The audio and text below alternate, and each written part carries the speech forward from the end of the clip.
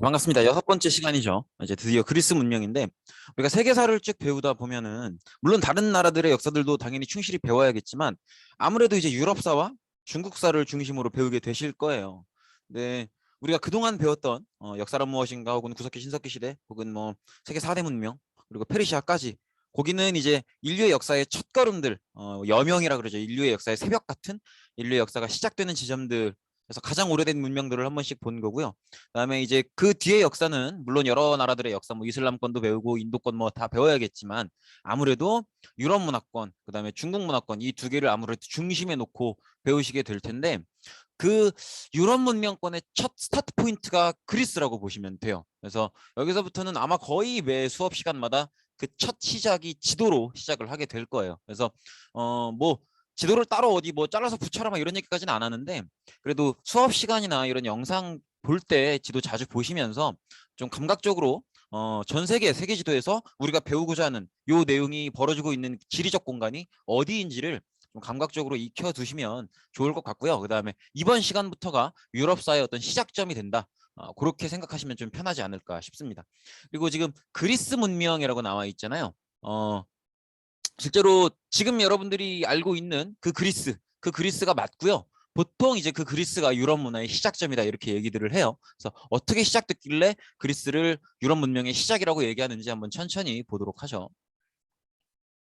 음, 일단 우리가 배울 부분은 그러니까 지금 빨간 박스로 쳐져 있는 저 부분이 우리가 지금 배울 내용의 지리적 배경이 될 거예요. 한가운데 그리스가 나와 있는 게 보일 겁니다. 그래서 여기 지금 보시면 이렇게 그리스가 있죠. 이렇게 보시면 되겠습니다.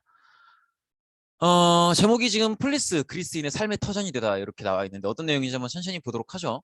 그리스 문명이 형성되어 가는 과정을 볼 거예요. 그래서 일단 이미 앞서서 나와 있는 문명들이 있죠. 그래서 이집트, 메소포타미아 문명 이런 문명들이 이미 있고 그 문명권들과 가까이 있는 지역에서 그 문명권들과 교류하면서 새로운 문명들이 형성이 된다는 거죠. 그게 에게 문명이라는 거예요. 그래서 이 에게 문명은 맨 처음엔 크레타라는 섬에서 시작이 돼서 크레타 문명, 그다음 미노아 문명, 미케네 문명 이런 순으로 발전을 해왔어요. 그래서 지금 보시면 여기가 이제 그리스란 말이에요. 그리고 지도상으로 보시면 여기 지금 여기가 이제 이집트 문명이 있었던 나일강이 흐르는 곳이죠.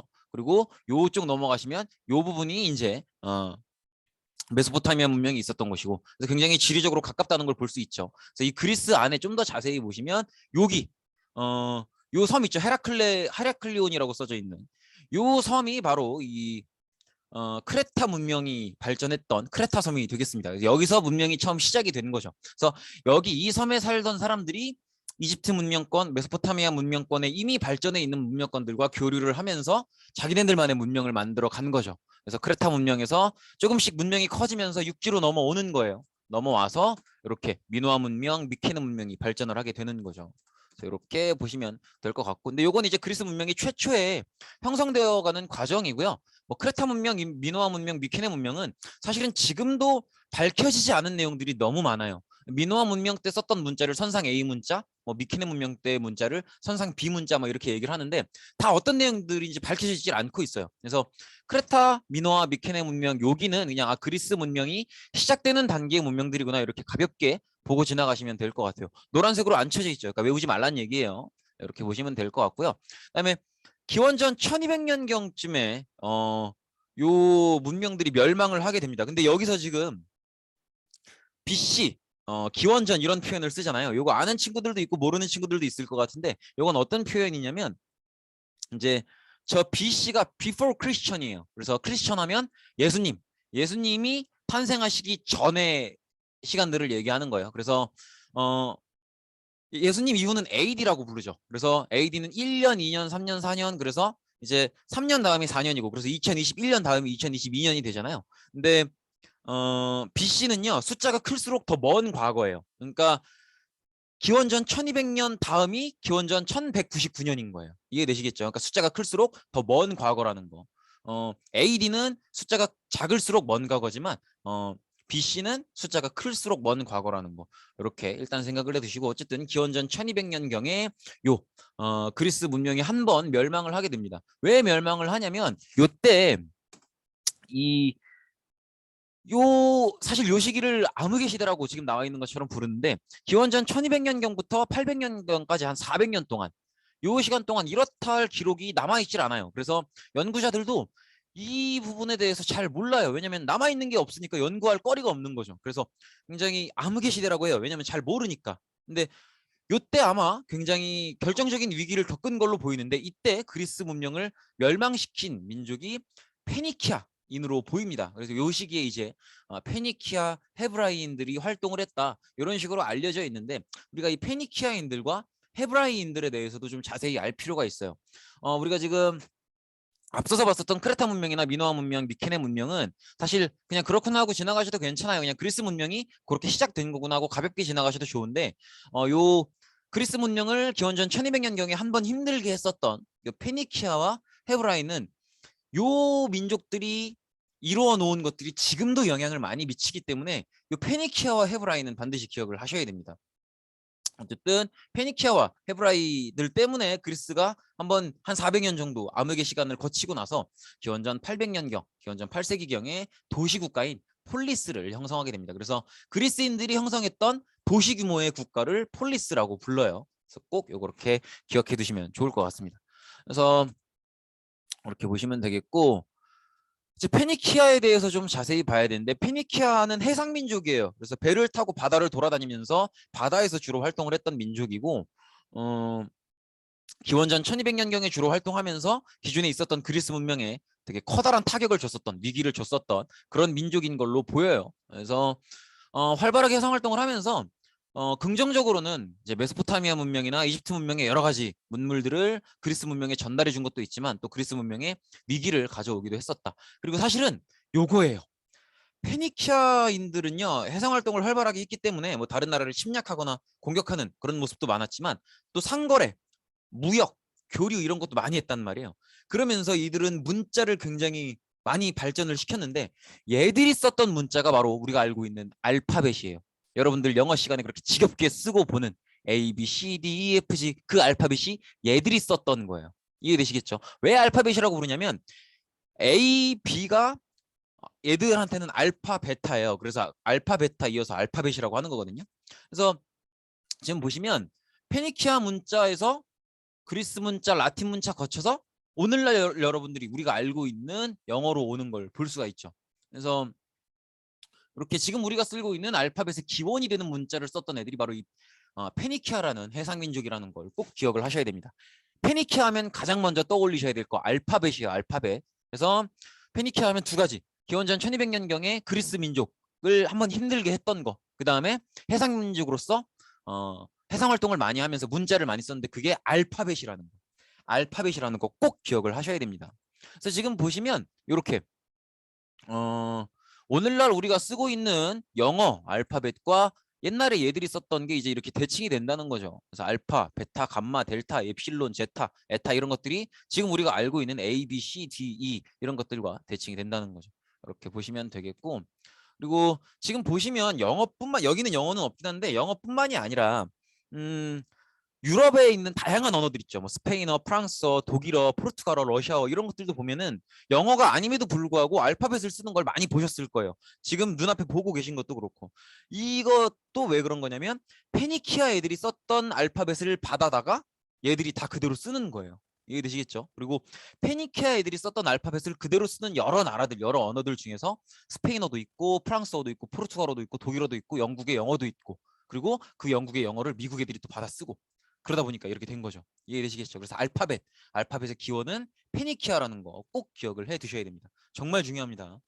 그 다음에 헤브라이도 지금까지도 우리 현재 살아가는 사람들한테 큰 영향을 끼치고 있는 그런 영향을 남긴 민족인데 기본적으로 얘들도 해상 민족이에요. 그래서 기원전 1200 원래 얘들은 이제 떠돌아다니는 민족이었는데 기원전 1500년경에 메소포타미아 지역에서 가나안 지방으로 옮겨오게 됩니다. 그리고 여기 그냥 쭉 보시면 돼요. 마음 편안하게. 다비드 왕, 솔로몬 왕 이런 왕들이 다스릴 때 좀 번영을 했었고 솔로몬 왕, 이 솔로몬 왕이 여러분들이 아마 들어보셨을 거예요. 그 솔로몬의 지혜. 뭐 이래서 한 아이를 두고 두 어머니가 서로 자기 아이라고 이렇게 주장하고 있는데 그러면 아이를 반으로 나눠 가지면 되지 않겠냐 이렇게 판결을 내렸더니 그럴 바야 나는 포기하겠다. 이렇게 한 어머니가 외치죠. 그래서 그 어머니가 네가 진짜 엄마다. 어머니라면 아이를 사랑하기 때문에 아이를 반으로 나눈다는 거에 동의할 수가 없다. 뭐 이런 판결을 내렸던 사람으로 유명한 사람이 솔로몬 왕이잖아요. 고 솔로몬 왕이에요. 고 솔로몬 왕인데 이 솔로몬 왕이 이 헤브라임 민족을 다스릴 때 이스라엘 왕국, 유대 왕국 이렇게 분열이 됐었고 그래서 오늘날 우리가 알고 있는 이스라엘이 바로 이 헤브라임 민족이에요. 근데 바로 요 지방 지금 빨간색 동그라미 쳐져 있는 저 지방이 바로 이제 가나안 지방이에요. 근데 이 지역이 워낙 농사도 잘 지어지고 그래서 비옥한 초승달 지대다 뭐 이런 식으로 얘기를 하는 그 지역의 일부분이기도 하고 또 지금 보시면 아시겠지만 바로 옆에 이 강 보이시죠? 요 강이 우리가 배웠었던 티그리스 강, 유프라테스 강이에요. 요 강이. 그래서 여기가 이제 메소포타미아 문명권이고 그 바로 옆에 가나안 지방인 거죠. 그래서 헤브라인들이 이 지역을 떠돌아 다니다가 이렇게 옮겨온 거고요. 그다음에 이집트 지방에서도 일부 옮겨오게 됩니다. 이해되시겠죠? 근데 이런 것들은 그냥 그런가 보다 하시면 되고 사실 우리가 헤브라이를 공부하는 진짜 이유는 종교 때문이에요. 바로 얘들이 믿었던 민족을 이 종교를 유대교라고 하는데 사실 유대교가 등장하기 이전의 종교는 어느 민족이나 대부분의 종교들이 다신교였어요. 하나의 종교 안에 여러 신들이 있는 거죠. 그래서 쉽게 생각하시면 그냥 막 공부의 신, 뭐 싸움의 신, 뭐 주방의 신, 요리의 신, 별의별 신들이 다 있는 거예요. 그래서 내가 싸움을 잘하고 싶으면 주먹의 신께 기도드리고 내가 요리를 잘하고 싶으면 뭐 주방의 신, 프라이팬의 신께 기도드리고 뭐 이런 식이었단 말이에요. 좀 중구난방인. 그런데 헤브라이 민족이 믿었던 유대교가 처음으로 특정한 절대적인 한 명의 신을 정해놓고 그 신께만 기도드리고 그 신만을 믿는 그 신이 야훼예요. 그래서 이 야훼라고 하는 하나의 신만을 믿는 유일신이 등장한 게 바로 이 유대교입니다. 근데 이 유대교가 왜 중요하냐면 유대교는 지금도 있고요. 지금의 이스라엘인들도 유대교를 철저히 믿고 있어요. 근데 더 중요한 건 뭐냐면 이 유대교가 우리가 알고 있는 기독교, 크리스트교의 뿌리이고요. 또 이슬람교의 뿌리이기도 합니다. 지금 현재 사람들이 전 세계 인구가 믿고 있는 3대 종교 중에 하나가 크리스트교. 크리스트교랑 기독교는 같은 말이에요. 크리스트교죠. 그리고 다른 하나가 이슬람교고 다른 하나가 불교죠. 우리 인도 배울 때 봤었던. 지금 세계 3대 종교 중에 2개가 유대교에서 나오는 거예요. 그렇기 때문에 이 헤브라인들이 믿었던 유대교는 지금까지도 전 세계 인류에 거대한 영향을 끼치고 있다고 볼 수 있죠. 그래서 헤브라인들이 믿었던 유대교 반드시 기억을 해주셔야 돼요. 그래서 아까 봤었던 페니키아의 알파벳 그리고 헤브라이의 유대교 이 두 가지는 반드시 꼭 기억을 해 두셔야 됩니다. 어쨌든 페니키아인들, 헤브라인들 이런 해상민족들 혹은 돌아다니는 유목민족들이 활동을 하면서 기존의 그리스 문명 크레타, 미노아, 미케네 문명을 발전시켰던 그리스 문명이 조금 힘들었다가 기원전 8세기경에 다시 폴리스라는 도시국가를 만들면서 이제 돌아오게 된 거죠.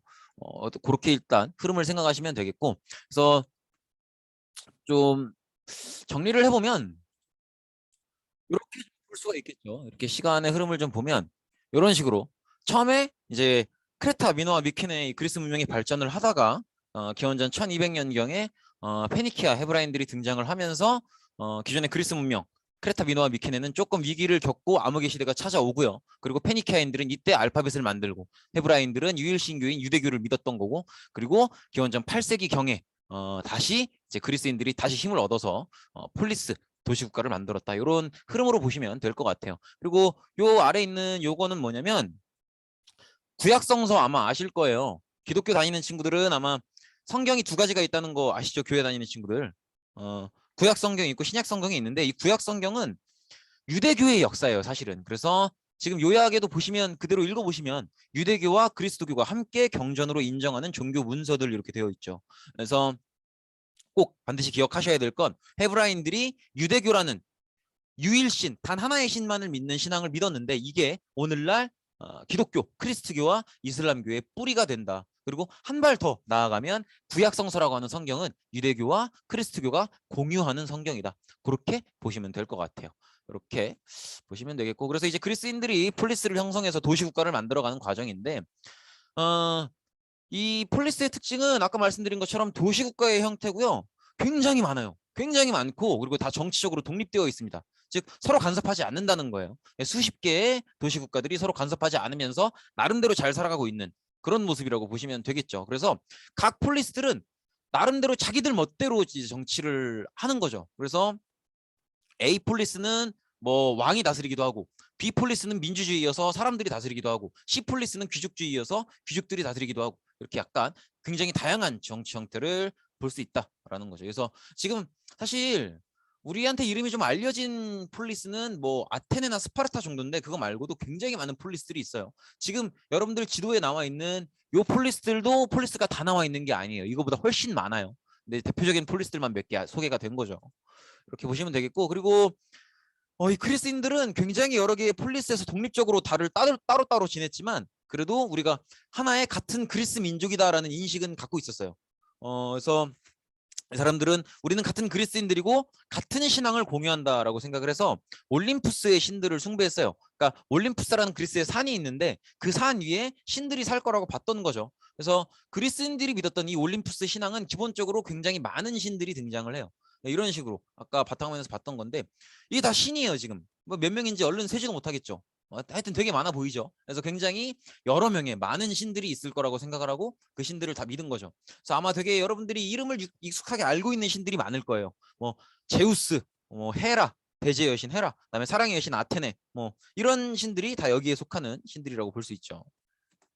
그리고 서로 다른 폴리스들에 살았지만 다들 이제 그리스어라는 하나의 언어를 공유하고 그리스어를 썼고요. 그리고 자기들을 우리는 헬라스야 이렇게 부르면서 그리스 전체 우리는 서로 다른 폴리스에서 지내고 있지만 다 같은 그리스야라는 하나의 민족이라는 공동체 의식은 가지고들 있었어요.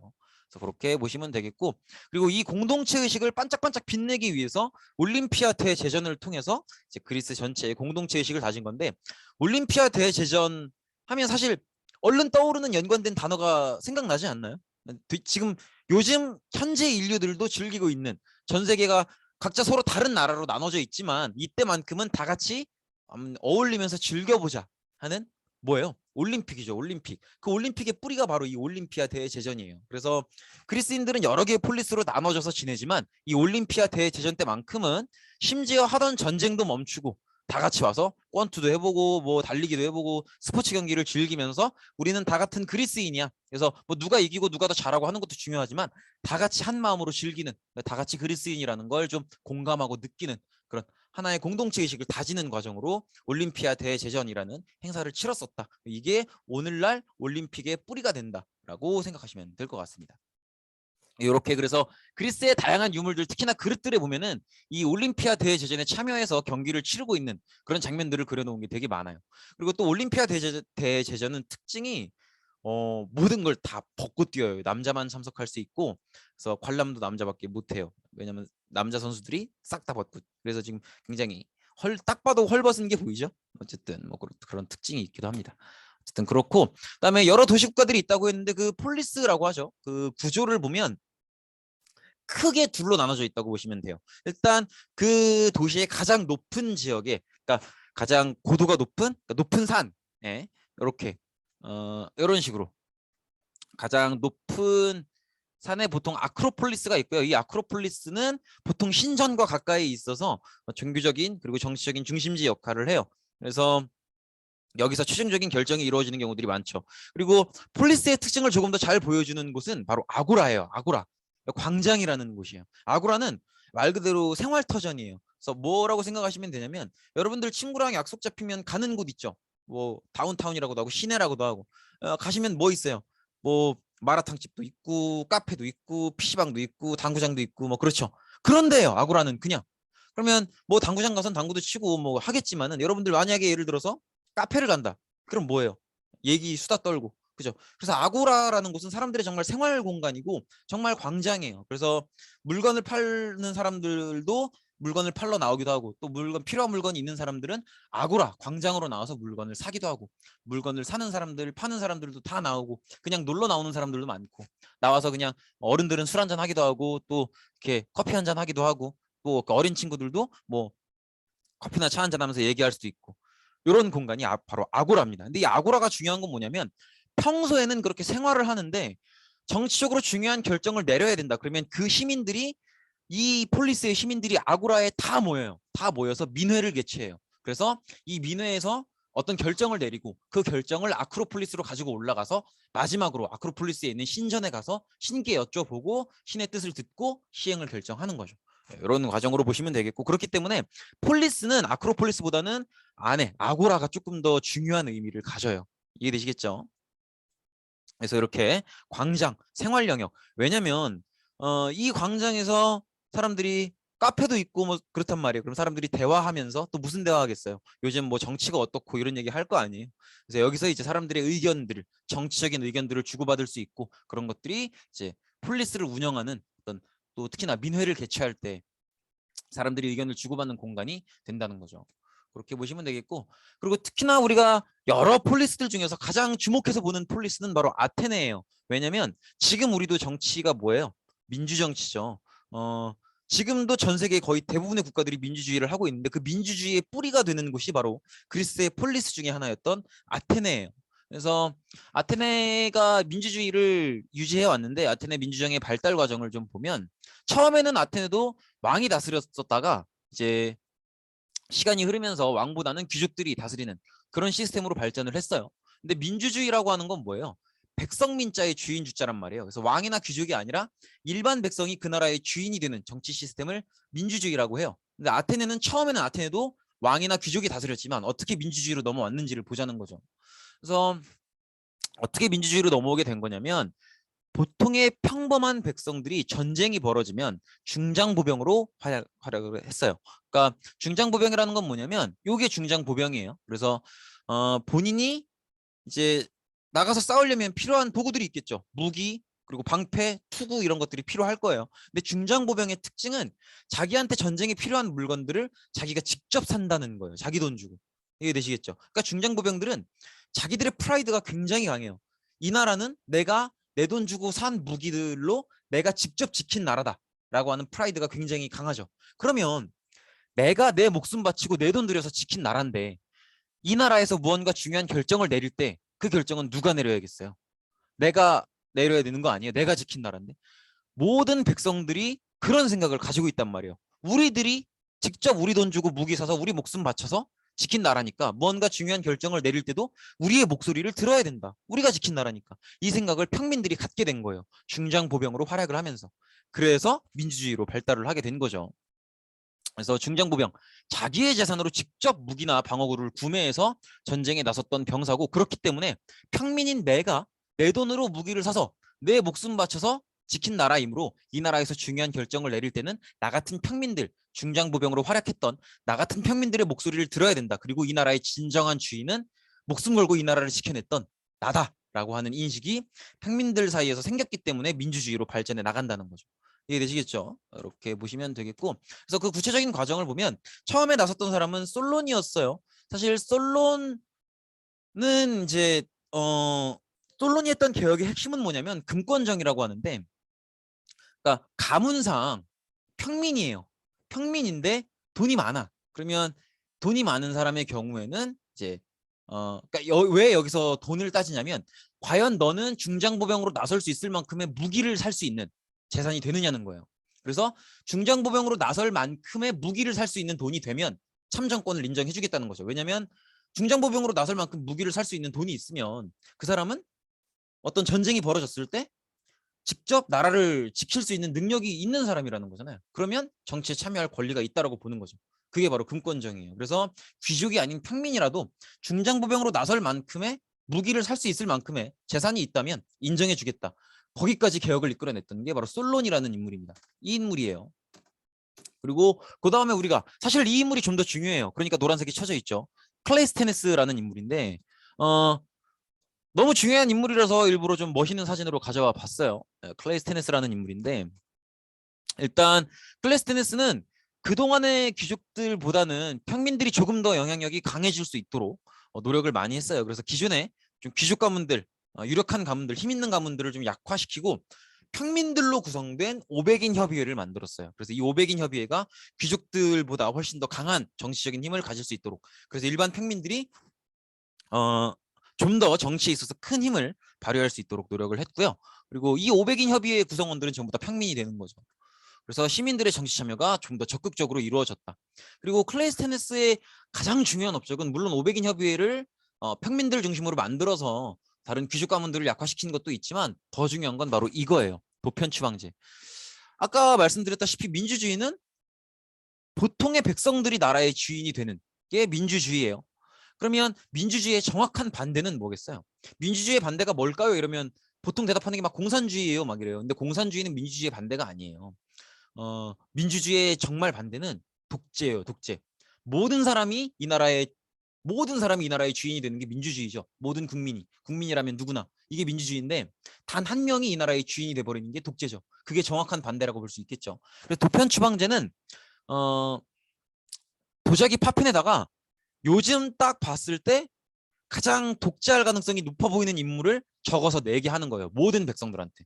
그러면 그 중에서 가장 표가 많이 나온 사람이 일정 기간 동안 아테네에서 쫓겨나요. 그런 식으로 독재를 막기 위해서 실시했던 제도가 도편 추방제다라는 걸 기억하시면 될 것 같습니다. 그래서 독재를 막기 위해서 가장 독재할 것 같은 사람을 주기적으로 도자기 파편에 써서 뽑아서 그 사람은 일정 기간 동안 쫓아내는 그런 제도가 도편 추방제다라는 거 보시면 될 것 같아요. 이렇게 도자기 조각에 강태진 이렇게 써져 있는 게 보이죠. 어쨌든 그렇고 그다음에 페리클레스도 굉장히 중요한 인물입니다. 페리클레스가 활약을 했을 당시에는 아테네가 전쟁 중이었어요. 그래서 일부러 투구를 쓰고 있는 사진을 가져왔는데 페리클레스는 아테네의 장군이에요. 근데 그리스 전체가 페르시아 전쟁을 치르고 있을 때 아테네 군사를 지휘해서 페르시아 전쟁을 승리로 이끌었던 장군이 바로 페리클레스고요. 여기서 인기를 많이 얻었기 때문에 오랫동안 정치 활동도 할 수 있었던 인물이에요. 그래서 이 사람의 가장 핵심적인 정책은 크게 두 가지예요. 일단은 수당제를 실시했다는 거. 그래서 아무리 가난한 시민이라도 정치에 참여할 수 있도록 했어요. 사실은 법적으로 모든 평민들이 다 정치에 참여할 수 있도록 한다고 해도 사실은 당장 내가 오늘 일해서 벌어야 내 가족이 먹고 살 수 있는 사람이라면 내가 오늘 내 일을 포기하고 정치에 참여하러 갈 수가 없죠. 내가 정치에 참여하겠답시고 일을 안 해버리면 내 아들, 딸들은 굶을 건데 그렇게 할 수가 없단 말이에요. 그래서 그런 사람들, 매일매일 일을 해야 먹고 살 수 있는 사람들은 정치에 참여할 수가 없어요. 그러니까 페리클레스가 이 문제를 해결해야 민주주의가 더욱더 발달하겠구나라고 생각을 해서 이제 일을 하지 않더라도 민회에 참석한다든지 500인 협의회에 참석한다라면 수당을 주겠다, 돈을 주겠다 이렇게 약속을 한 거죠. 그래서 수당제를 실시하는 이게 페리클레스의 가장 중요한 정책 중에 하나고요. 또 다른 건 뭐냐면 요거는 잠시만요. 네, 또 다른 건 수당제를 실시하면 사실 너도 나도 시민이랍시고 오겠죠. 그러면 그 돈을 다 감당할 수가 없잖아요. 그래서 수당제를 실시하되 실시 가능하도록 하기 위해서 시민권 제한법이라는 걸 실시해요. 그래서 모두가 다 시민인 게 아니고 아버지, 어머니 모두 시민인 경우에만 시민으로 인정한다라고 하는 법을 만들기도 했습니다. 그래서 꼭 중요하게 기억을 하셔야 돼요. 솔론의 금권정은 뭐 조금 부담되시면은 저기에도 괜찮은데 클레이스테네스의 500인 협의회 그리고 도편 추방제 꼭 기억하셔야 되고 그다음에 페리클레스의 수당제만큼은 꼭 기억을 하셔야 됩니다. 시민권 제한법도 그냥 공부하실 수 있으면 좋고 근데 핵심적인 것들 제가 노란색으로 칠한 것들은 반드시 기억을 하셔야 돼요. 그리고 그래서 이렇게 완성된 아테네 민주정의 특징들을 좀 보면 이렇게 아테네 공직 즉 이제 공직이라고 하는 건 아테네의 공적인 업무를 수행하는 사람들을 얘기하죠. 이런 공직들 예를 들면 뭐 국방부 장관, 뭐 교육부 장관 이런 자리를 얘기해요. 근데 그런 자리들은 시민들을 대상으로 추첨을 통해서 맡깁니다. 그리고 임기가 있어요. 계속 할 수 있는 게 아니에요. 그렇기 때문에 시민들은 다음번 어느 장관은 내가 될 수도 있는 거예요. 추첨을 통해서 뽑으니까. 그러니까 이렇게 추첨을 통해서 하면 모든 시민들이 정치에 다 관심을 갖게 되고요. 그리고 또 내가 언제까지 할 수 있는 게 아니라 또 다음 사람한테 넘겨줘야 되니까 다음에 뽑힌 사람한테 넘겨줘야 되니까 그러면 다음에 뽑힌 사람은 내가 일을 할 때 어떻게 했는지 다 볼 수 있단 말이에요.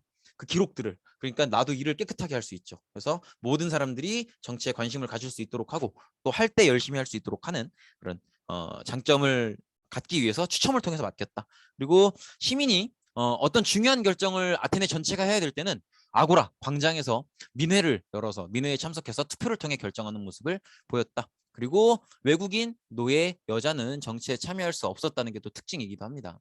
이렇게 보시면 되겠고 네, 일단은 오늘 수업은 여기서 마치겠습니다. 고생 많으셨습니다.